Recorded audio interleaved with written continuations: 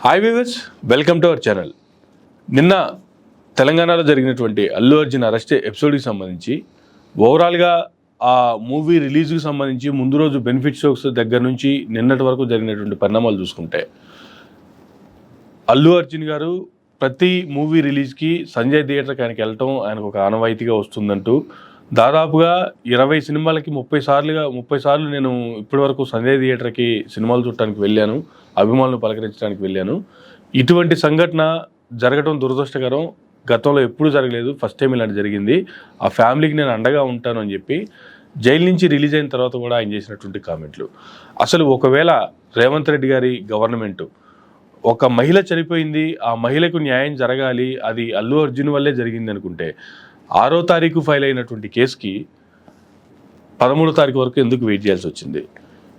A11గా ఉన్నటువంటి A10గా ఉన్నటువంటి ముందు 10 మందిని ఎప్పుడూ అరెస్ట్ చేసినప్పటికీ కూడా A11ని ఇప్పుడు ఎందుకు అరెస్ట్ చేయాల్సి వచ్చింది?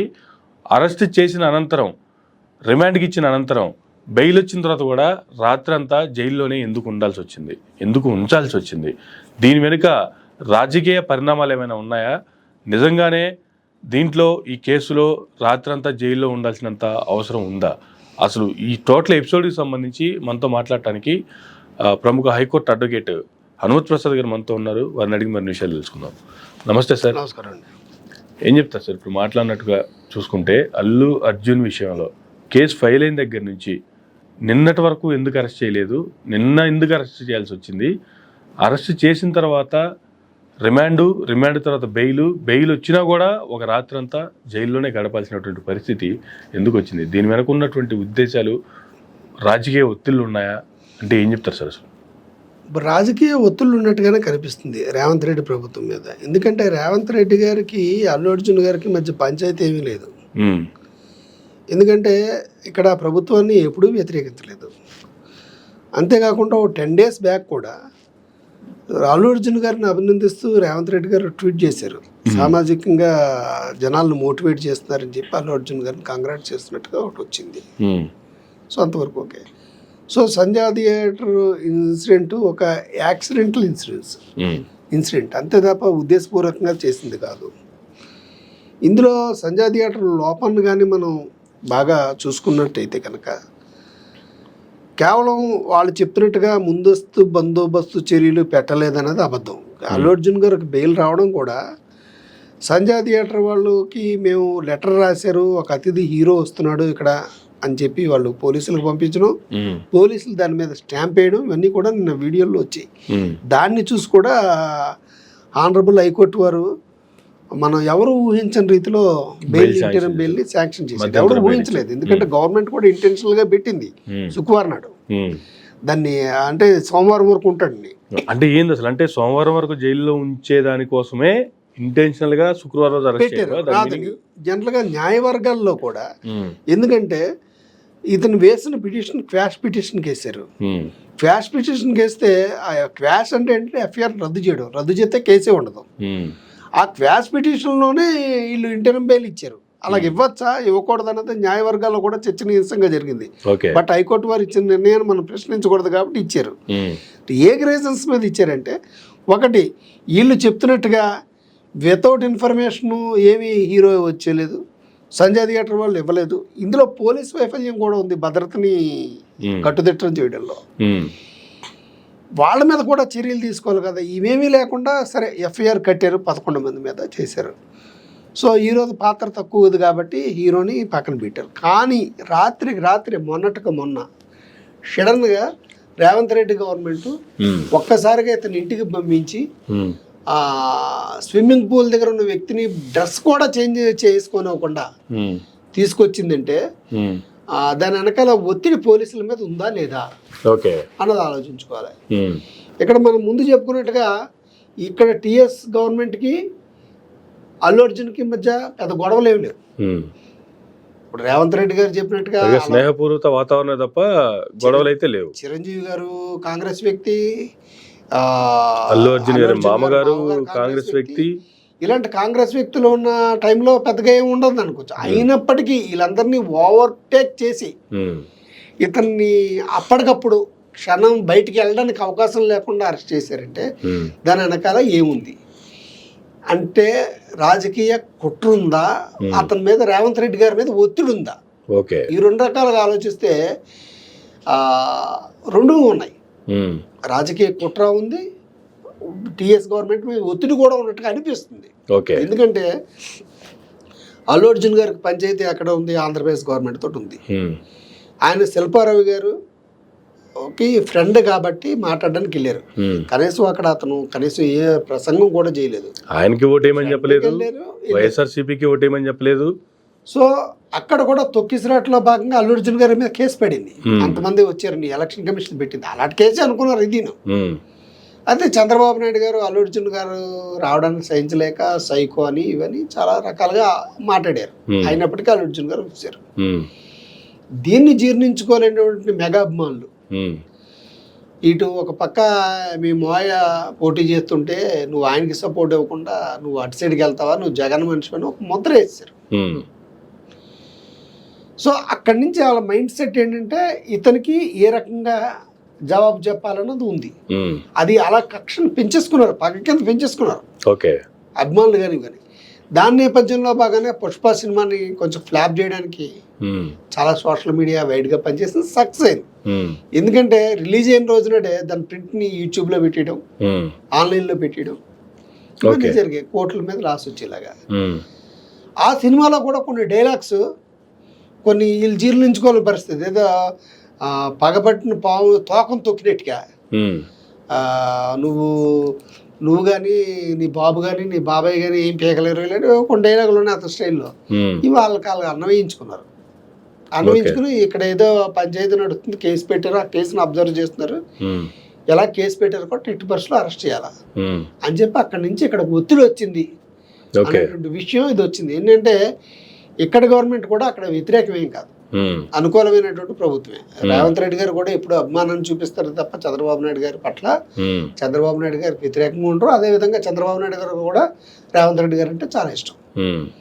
ఈ నేపథ్యంలోనే ఆ ఒత్తిడి వల్ల అరెస్ట్ అయ్యారేమో అని గుసగుసలు టాలీవుడ్లో కానీ పొలిటికల్ సర్కిల్లో కానీ అటు కేంద్ర సర్కిల్లో కానీ గుసగుసలు ఉంటున్నాయి. అందువల్ల ఎందుకంటే మళ్ళీ దానికి ప్రత్యేకంగా తార్కాణం చూసుకోవాలంటే ఇప్పుడు రేవంత్ రెడ్డి గారు నిన్న ఇండియా టుడే గ్రూప్ నుంచి ఢిల్లీలో ఇంటర్వ్యూ చేస్తే ఇంటర్వ్యూలోకి వెళ్ళి ఆయన చెప్పుకొచ్చారు. మాదేమీ లేదు, వాళ్ళు రాంగ్ చేశారు, లేదా వాళ్ళు మమ్మల్ని ప్రశ్నిస్తారు కదా అనుకున్నారు. రైట్, దానికి ఒప్పుకుందాం. ప్రశ్నిస్తారు కాబట్టి కేసు పెట్టామన్నారు, కేసు పెట్టారు. కేసు పెట్టేస్తే వదిలేయాలి కదా. పోనీ వెళ్ళారు, పోలీసుల మీద తోసేద్దాం, వాళ్ళే వచ్చి తీసుకొచ్చేసారు. మరి కోర్టు బెయిల్ ఇచ్చింది కదా, కోర్టు ఆర్డర్లు అత్యవసరంగా ఇమీడియట్గా రిలీజ్ చేయండి అని ఉంది. ఇమీడియట్గా రిలీజ్ చేయండి అన్న ఎట్టి బస్సులను ఒక రోజు ఉంచాలన్నటువంటి వీళ్ళకి ఒత్తిడి దేనికి?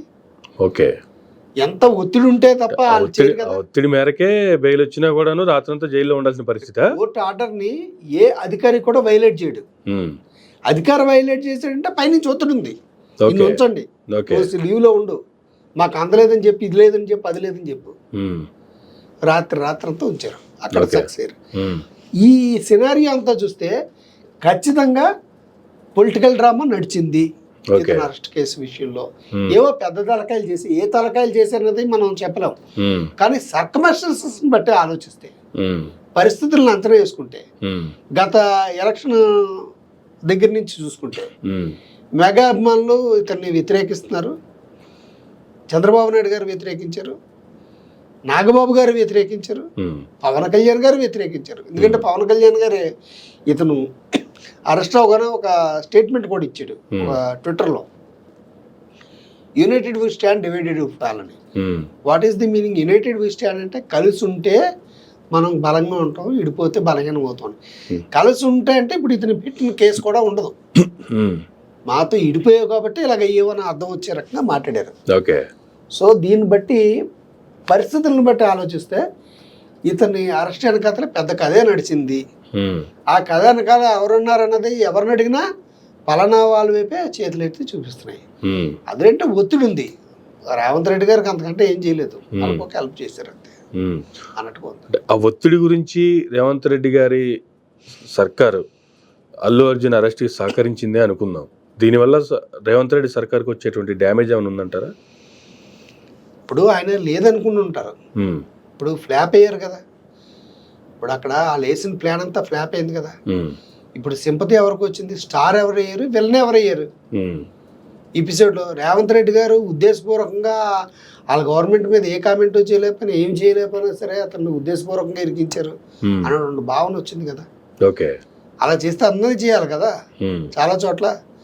ఇప్పుడు ఆ కేసులో అదే చెప్పుకొచ్చారు నిన్న కోర్టులో. చంద్రబాబు నాయుడు గారు పర్యటన వల్ల చాలా మంది చనిపోయిన వ్యక్తులు ఉన్నారు, వాళ్ళకి ఏమన్నా చేశారా?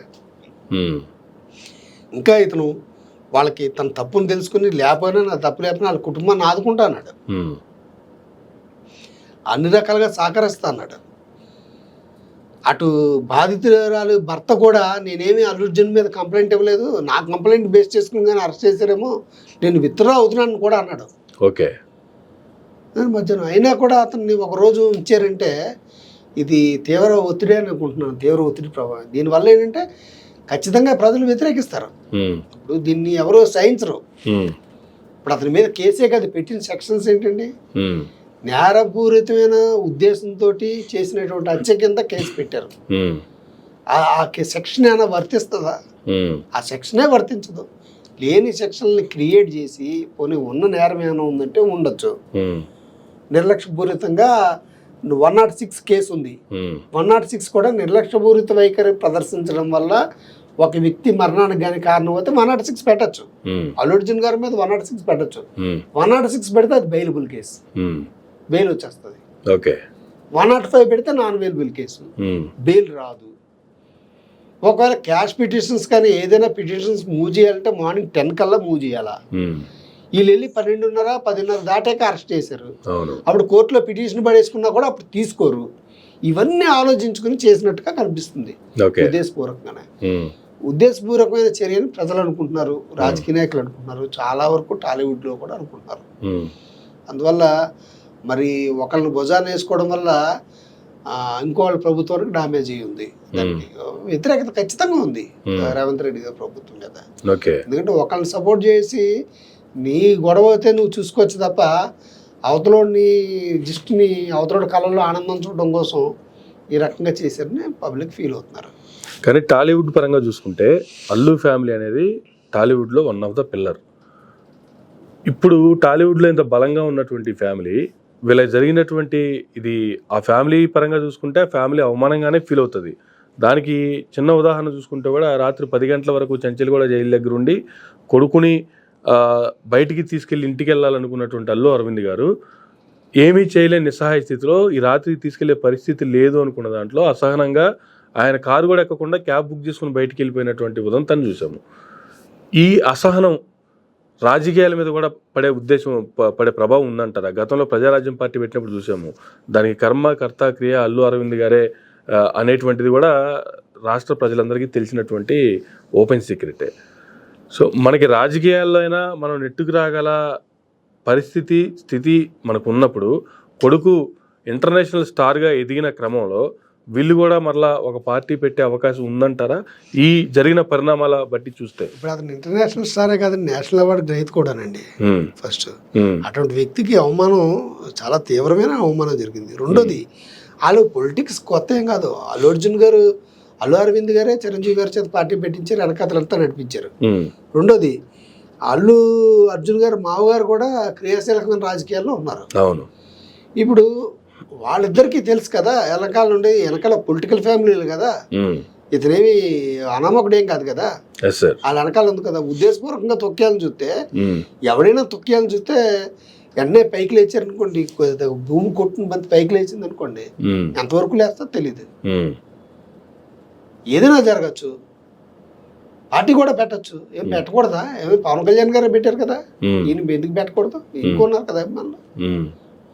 ఓకే, ఎక్కడ కూడా అధికార జులంతో తొక్కేయడానికి ప్రయత్నిస్తే అక్కడే ఒక ఉద్యమం లాంటిది స్టార్ట్ అవుతుంది.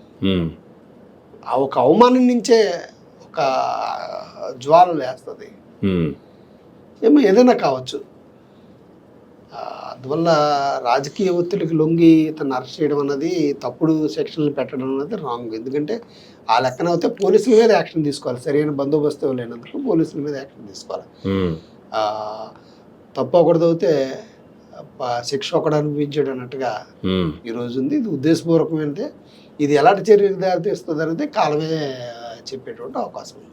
ఎస్ సార్, రైట్ అండి. Thank you very much sir. ఇదండి అల్లు అర్జున్ ఎపిసోడ్కి సంబంధించి అడ్వకేట్ హనుమత్ ప్రసాద్ గారు ఇచ్చినటువంటి వివరణ. ఇది నాటి ఇంటర్వ్యూ. మరో గంటలో మళ్ళీ కలుద్దాం. చూస్తున్నానండి భారత్ మీడియా.